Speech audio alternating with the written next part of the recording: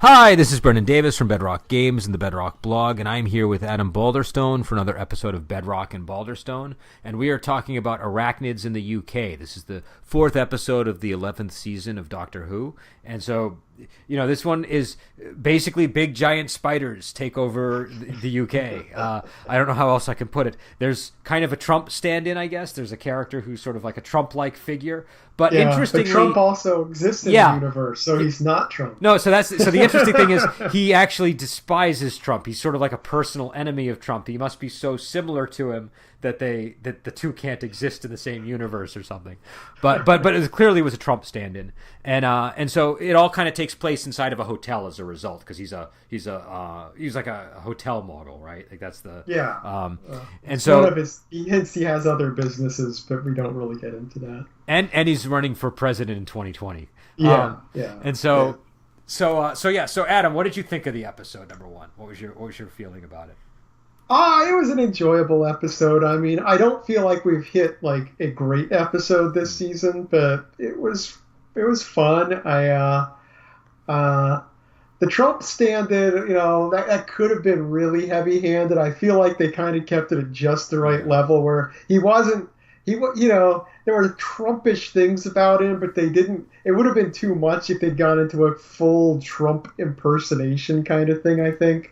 So I think they kind of balanced that just about the right level. Yeah, I would agree with that. I think that and number one, the guy who played Trump, I think his character's name is Robertson, right? That's his name, Robertson. Yeah, didn't he used to be on Law and Order? He was on Law and Order, but also my wife was a really big Sex and the City fan, and he played Mr. Big on Sex and the City. And I think this character has more in common with Mr. Big than with his Law and Order character. But I thought I don't know, I liked it and I didn't. So to me, because like you said, it's sort of like a very fine line, and I felt like it reminded me a lot of the kind of stuff that you see in Doctor Who, like in Dalek. Remember Dalek? They had the American arms dealer or something. It was kind of like a Halliburton type stand-in.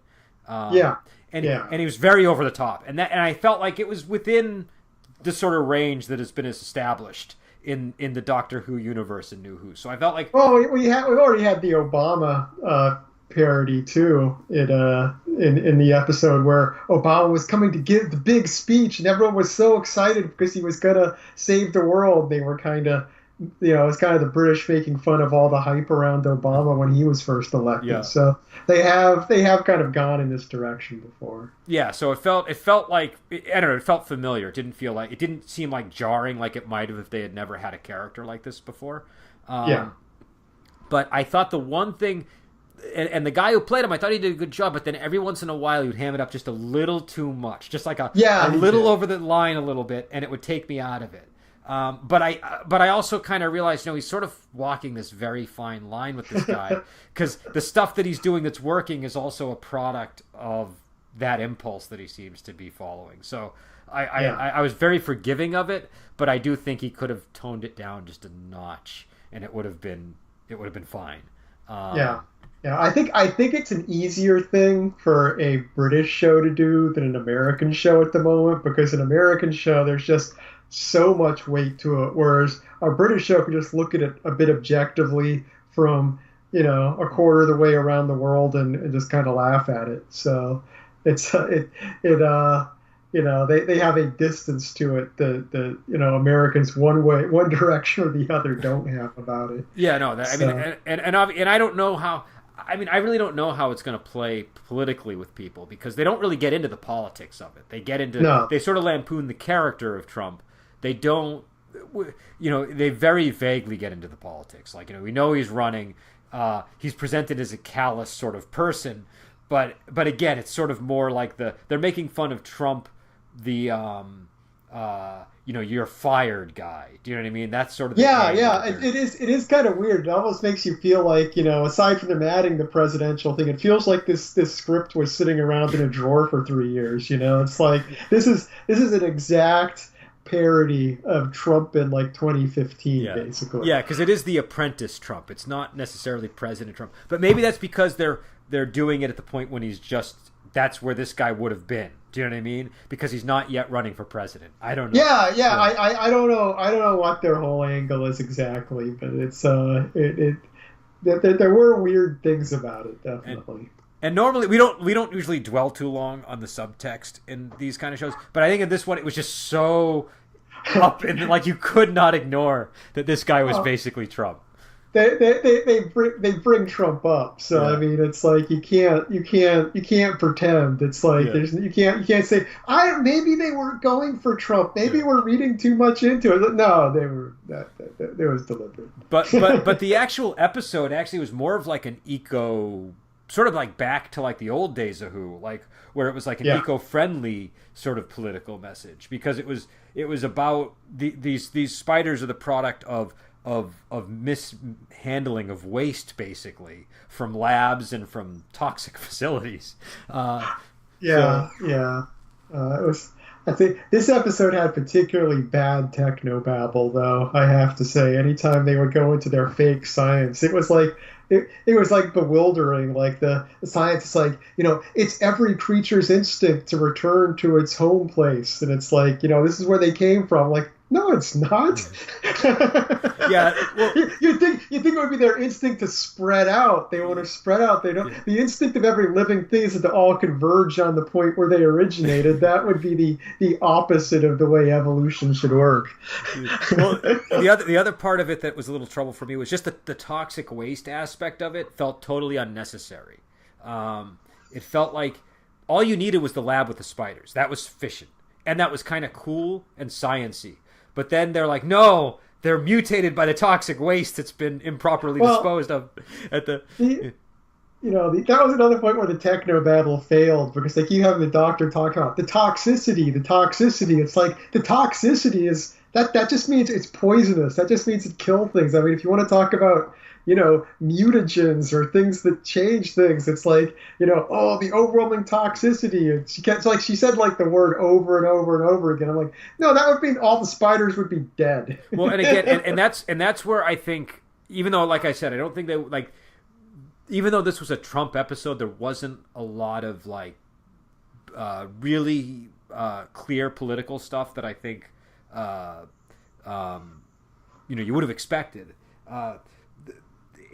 Every once in a while there was clearly a subtext going on that occasionally undermined, I think, what they were trying to do, and that's where I would see it, where it's like, well, okay, I get they're making a point about like toxic culture or something like that, but it was kind of like, I don't think the toxic waste added anything to the actual story. I felt like because the show opened and it was like it was a really atmospheric opening, actually. I was very impressed with the opening sequence of this episode. I've been pretty impressed with most of the opening sequences, but this one, I was like, ooh, spiders. Do you know what I mean? I just had this, like, I got a little bit giddy when I saw the opening.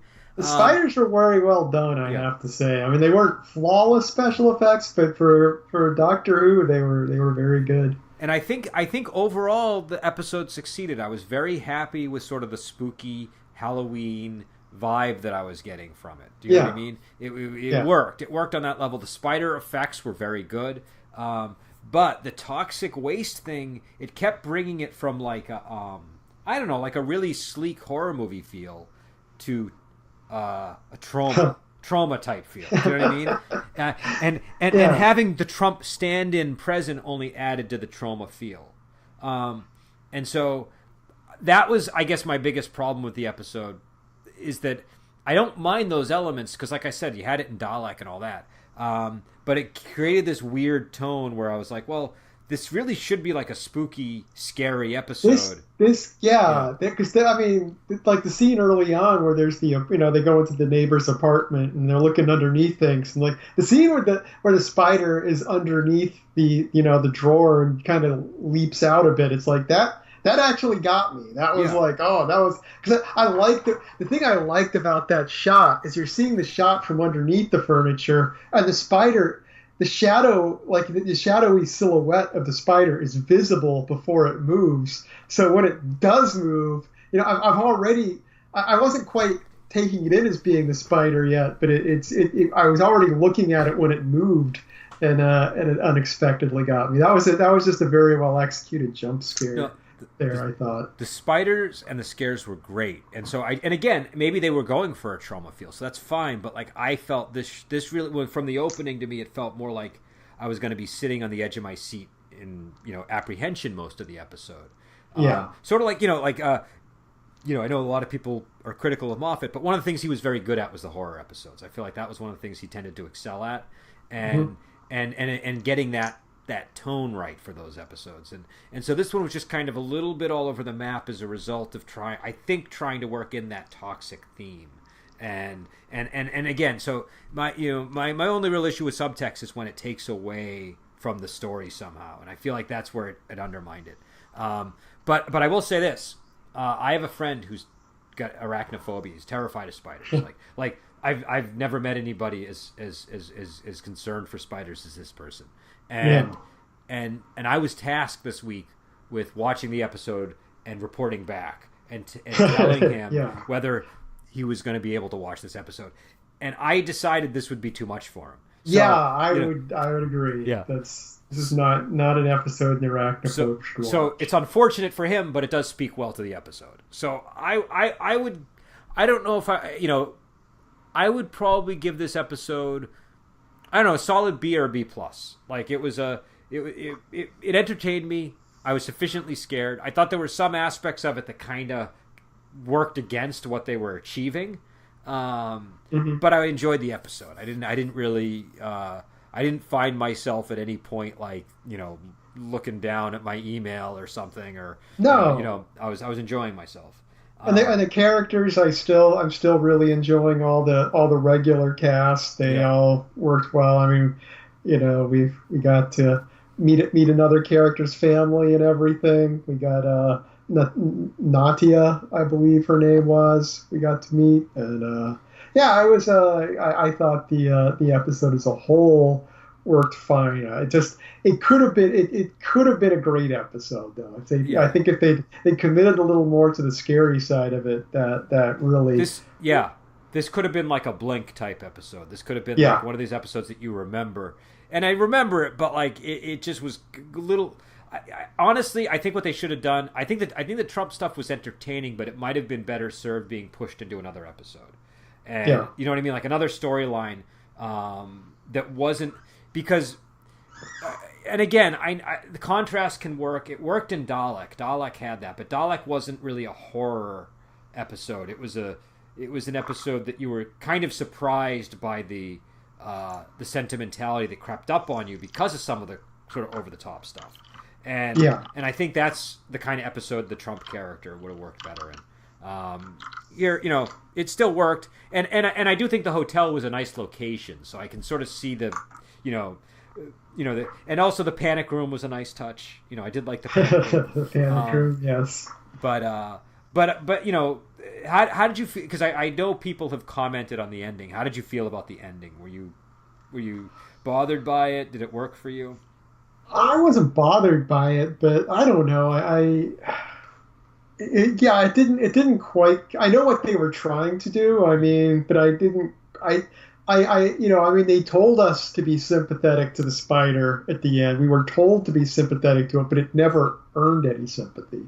It's like if Frankenstein had just said, "Hey, everybody, you're supposed to feel bad for Frankenstein," instead of making us feel it. It's kind of how that ending worked for me. Which also meant the whole. Was Robinson the Trump stand-in's name? I've forgotten. Yeah, Robertson is his name. Yeah, Robinson. It's like, so because I didn't feel the sympathy for the spider, it made the thing with Robinson at the end shooting him not quite land as well. So, it wasn't like a terrible ending or anything, but I didn't feel anything about it. I'm just like, oh, okay. I get what they're going for. It's just kind of in a intellectual sense, which is not the greatest way for an episode to end. No. Of course, that wasn't the end of the episode, but for the climax of the episode. So I guess we mentioned Yaz's family. What any thoughts on the expansion of her character, or is it still too early to tell? Do you think? I think it's coming along fine. It's.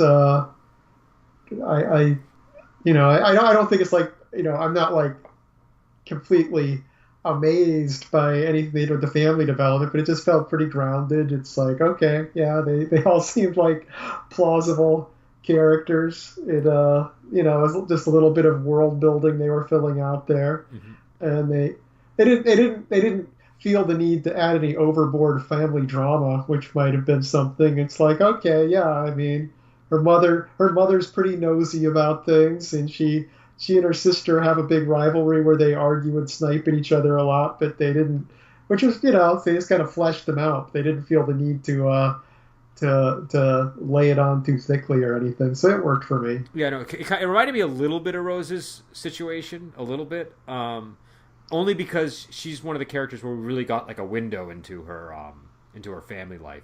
And this there was also we got Donna's home life too, and there was Donna's home life, but why am I forgetting her name? Between right after Rose, it was. I can't believe I'm forgetting a companion's name here. I have not watched the early episodes in a very long time now. Oh, Martha Jones. Martha Jones. Yeah, okay. Yeah. I kept thinking Margaret for some reason. I'm like, it's not Margaret. It's Martha Jones. But it's like we got a lot of stuff with her family, and I felt like Martha Jones's family stuff did get a little heavy-handed at times. The whole thing where I can't remember the specifics because it's been so long, but her mother being very suspicious of the doctor and all of that. And okay. This reminded me a little bit of the Martha setup with the mother's curiosity, but it was subtler. It was just like, okay, she just wants to know. She's not. It didn't feel like they were overplaying the drama like they did in Martha Jones' season. But you know what's funny with Martha Jones? And maybe if I went back and rewatched the episodes, I'd feel different. But just going from memory, I feel like I didn't get to know her family, even though there was all that stuff that you were talking about. Yeah, it wasn't. Right. It wasn't. It was all very plot driven in my mind. But with Rose, her family stuff was like they felt like real people to me that I knew. Do you know what I mean? I see what you're saying. Yeah, I agree with that. And these felt like real people. This felt like a very well thought out family situation. It was obviously done with the intent of having some banter and stuff. So there was aspects to it that they created, like the husband's eccentric behavior with the with the the stuff that turned out to actually be relevant to the plot. But that was like that was obviously put there to create a dynamic for the characters in the show.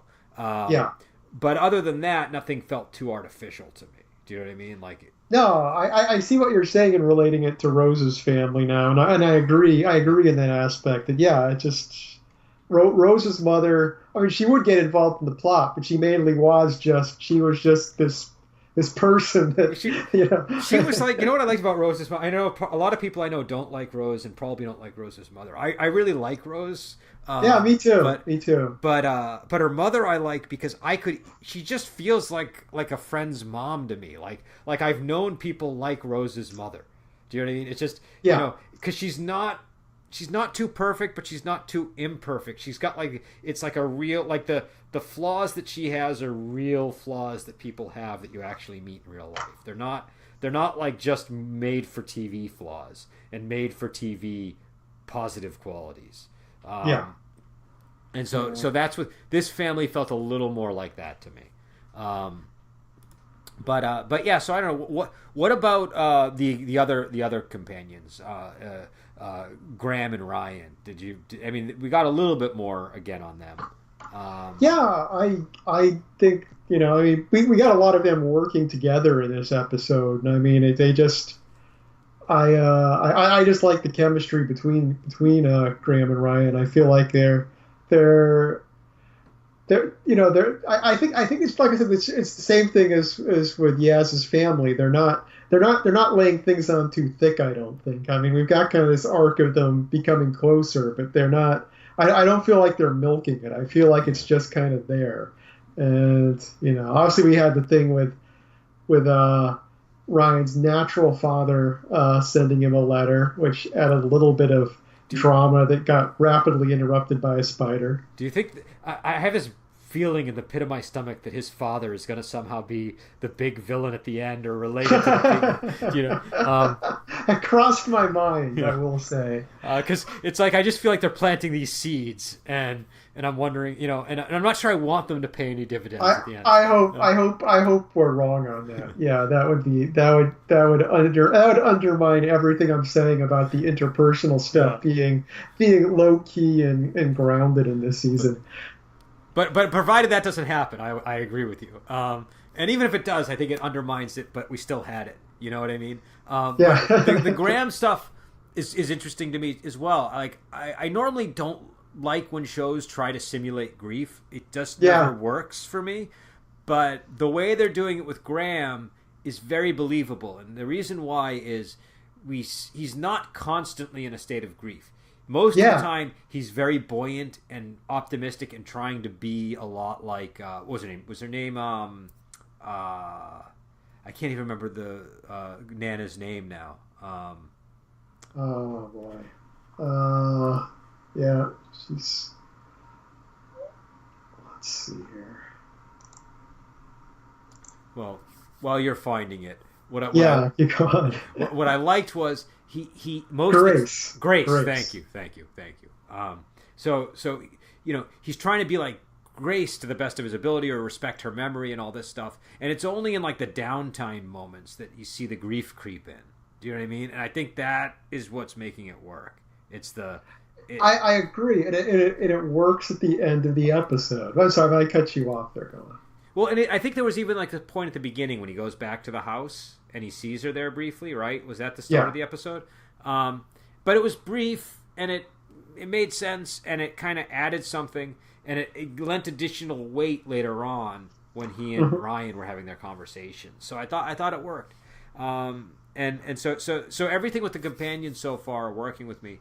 We didn't get, Ryan was kind of just there this episode. I don't think we got a lot from him, but I don't think we needed to, because he got a lot last episode, and I think that we know we're going to get more from him. But I do think they're doing a very good job of balancing this sort of triple companion situation that they have. We're getting just enough of everybody every episode so that it's working and it's entertaining. Well, I mean, I complained earlier about how they told us to be sympathetic to the spider, but they never gave us a way to feel it.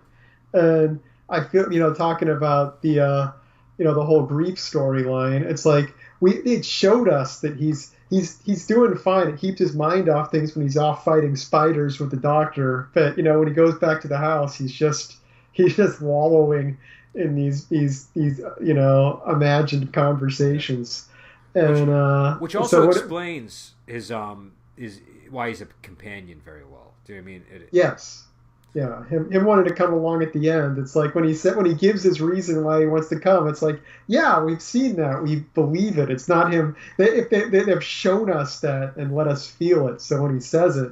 It really worked for me. And they did something similar with Yaz, and kind of almost like by the math, you can figure out that that's the case with Ryan too. Do you know what I mean? Like, yeah. So I think it worked. Now, again, we're gonna touch on this point every episode, I think. But new Doctor, any additional thoughts, or was anything added this episode that gives us more to talk about?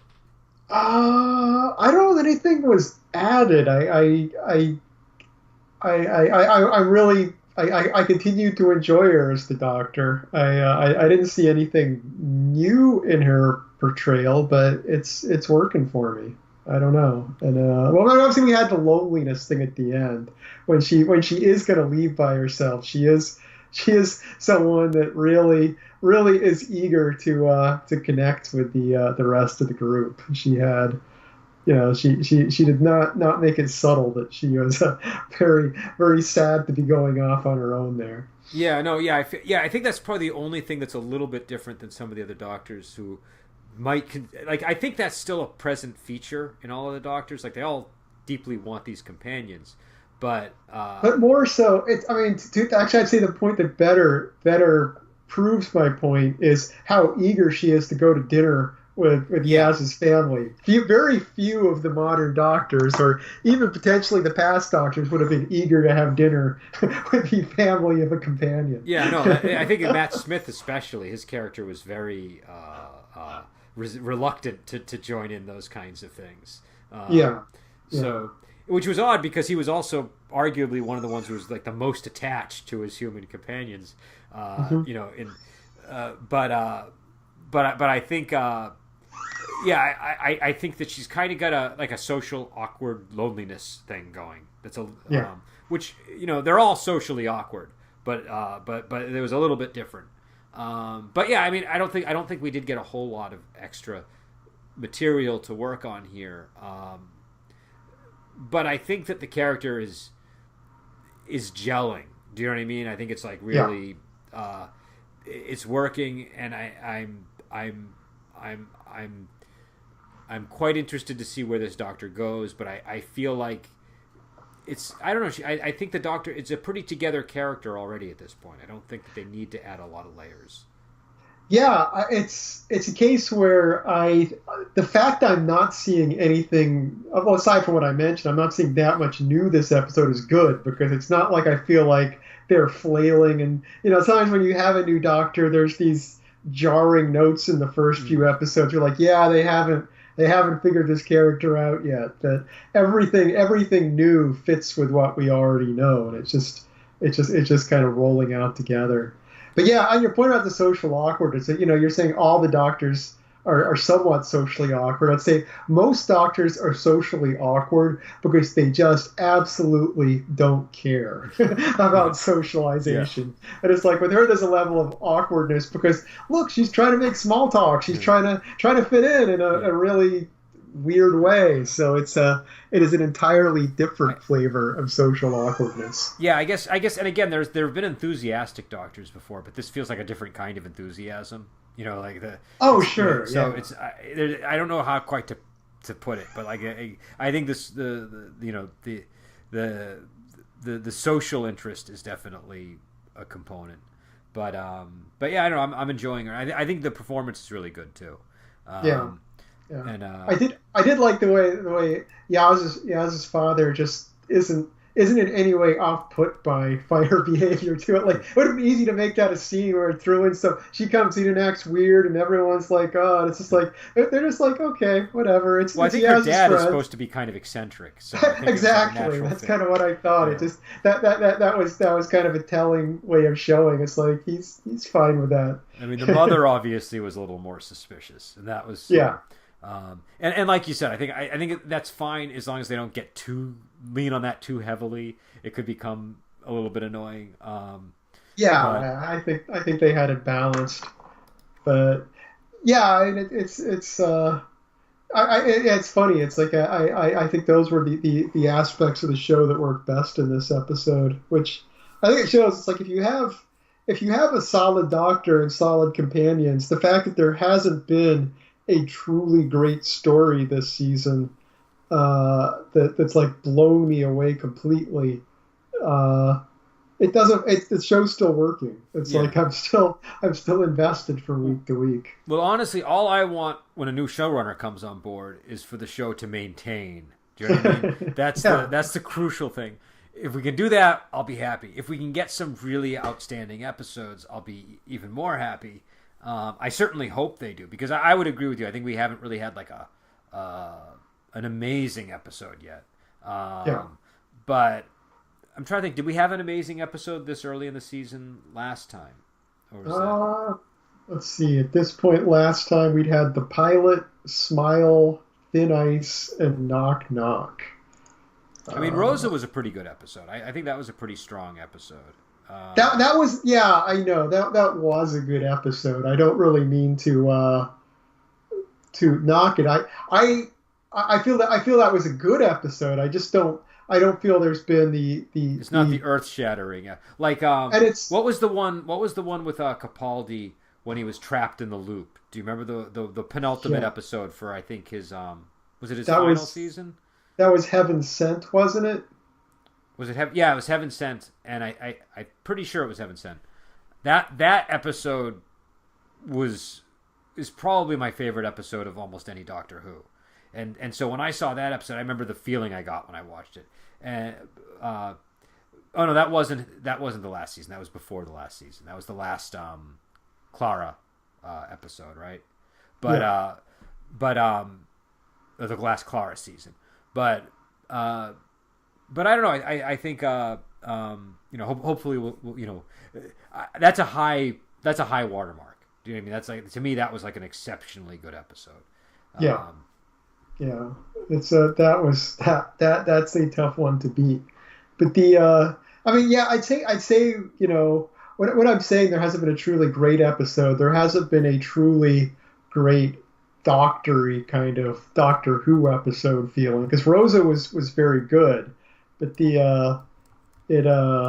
but I don't know. I mean, it's a different thing than what I'm talking about as far as having I don't even know what I'm trying to say, to be honest. I hear you. I know what you mean.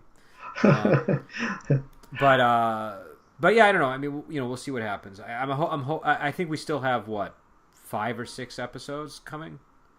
Yeah, we've still got 6 episodes coming, and I mean, hey, if the whole season is at this level, it'll be fine. I mean, I'm not going to be crushed or anything. It's I mean, the thing is, it is consistent. We haven't gotten a terrible episode. It's like there's always some not good episodes in most Doctor Who seasons, and we haven't hit any of those yet. So.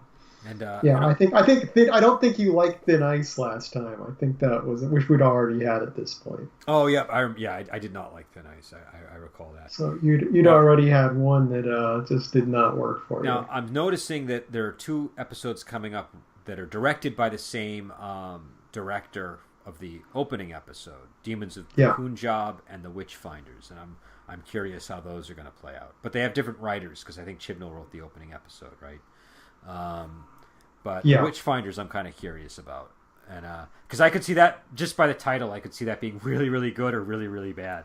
It could be one of those, sort of like the Robin Hood one was, kind of a, it could have been great if they had done it in a particular way, but they didn't.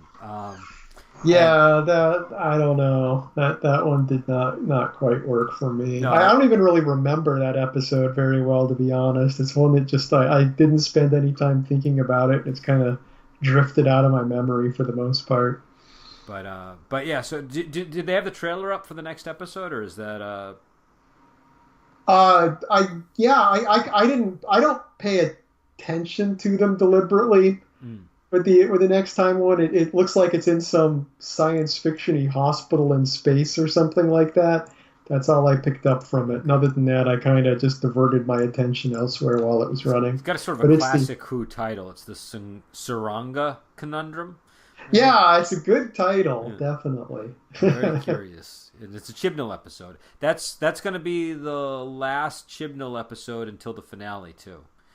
Which I think that's going to be a point for us to pay attention to, because I think, we've had pretty much all Chibnall. One of them was co-written. Rosa was co-written by Mallory Blackman, but I think that the episodes 6 to 9 are going to be the other Who writers this season. So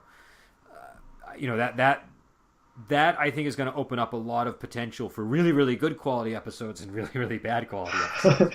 So, yeah, exactly. But I'm looking forward to it. Once again, I'm still enjoying the show. Looking forward to next week. And I guess we do have the Christmas special too. Yeah, that's true. Well, that's true. It's going to be coming pretty much right on the heels of this season, just because of when it's airing. So. Yeah. It's practically part of the season. But yeah, so I don't know, any additional thoughts on this episode before we depart? I think I've covered all I have to say on this one. Okay, so we'll be back on. We're gonna do the iClaudius soon, because we have the final episode of iClaudius to talk about. But we also will be back on for the next episode of Doctor Who. And at some point, we're going to try to arrange a mega wuxia workshop extravaganza where Adam comes on and we talk about a Chinese ghost story because Adam was not able to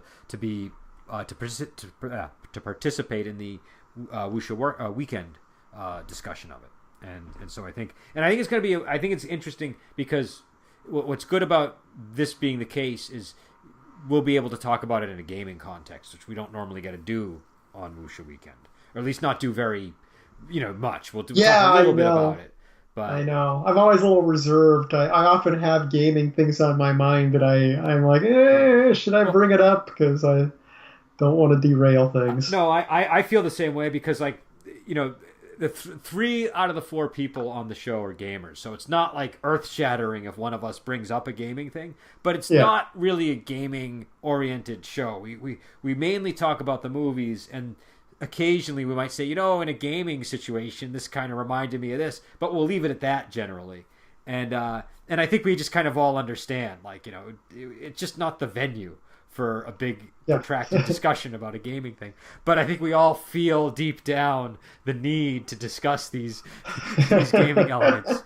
So it'll be interesting to bring it all together on that Wuxia Workshop episode.